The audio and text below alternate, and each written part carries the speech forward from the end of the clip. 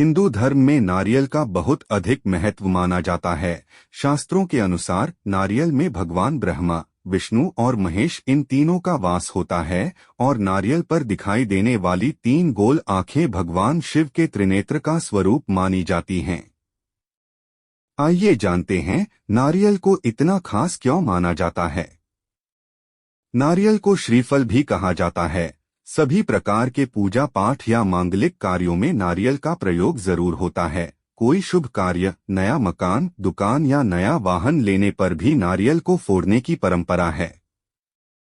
मान्यता है कि नारियल में ब्रह्मा, विष्णु और महेश इन तीनों देवताओं का वास होता है। माना जाता है कि नारियल के पानी का घर में छिड़काव करने से सभी नकारात्मक शक्तियां नष्ट हो जाती हैं। बलि प्रथा रोकने के लिए नारियल का प्रयोग। नारियल या श्रीफल को लेकर यह भी मान्यता है कि एक बार भगवान विष्णु मां लक्ष्मी के साथ पृथ्वी पर आए थे। तब मां लक्ष्मी अपने साथ कामधेनु गाय और नारियल के वृक्षों भी पृथ्वी पर लाई थी। एक और मान्यता के अनुसार पृथ्वी पर काफी पहले समय में मनुष्यों और जानवरों की बलि देने की प्रथा थी। इसी प्रथा को रोकने के लिए नारियल का इस्तेमाल किया जाने लगा, क्योंकि नारियल का स्वरूप मानव के जैसा माना जाता है। नारियल मनुष्य की खोपड़ी जैसा होता है और उसकी जटाएं मनुष्य के बाल जैसी होती है। इस कारण जानवरों या मनुष्य की बलि देने के स्थान पर नारियल का प्रयोग किया जाने लगा। पौराणिक कथाओं के अनुसार प्राचीन काल में एक सत्यव्रत नाम का एक राजा राज्य किया करता था। राजा सत्यव्रत के राज्य में महर्षि विश्वामित्र रहते थे।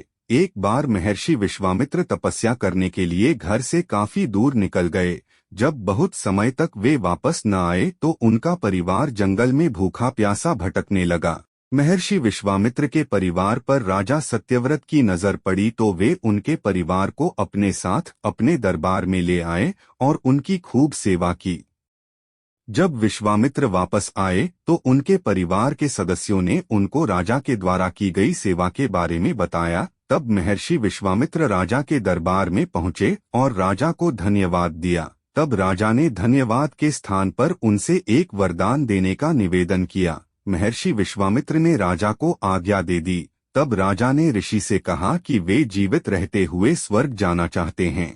इस पर ऋषि विश्वामित्र ने अपने तपोबल के माध्यम से एक ऐसा मार्ग तैयार किया जो सीधे स्वर्ग की ओर जाता था। जब राजा सत्यव्रत उस मार्ग से स्वर्गलोक पहुंचे तो स्वर्गलोक के राजा इंद्र ने उनको नीचे धकेल दिया। धरती पर गिरते ही राजा ने यह पूरी घटना ऋषि विश्वामित्र को बताई। इतना सुनते ही महर्षि विश्वामित्र को क्रोध आ गया। तब महर्षि विश्वामित्र के क्रोध से बचने के लिए देवता उनसे बात करने आए और इस समस्या का हल निकाला गया। हल के तौर पर यह निर्णय लिया गया है कि धरती और स्वर्गलोक के मध्य एक और स्वर्गलोक का निर्माण किया जाएगा।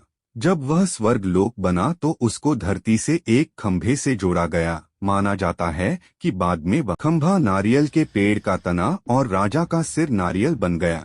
इसी कारण ही नारियल का स्वरूप मनुष्य की खोपड़ी की तरह ही होता है।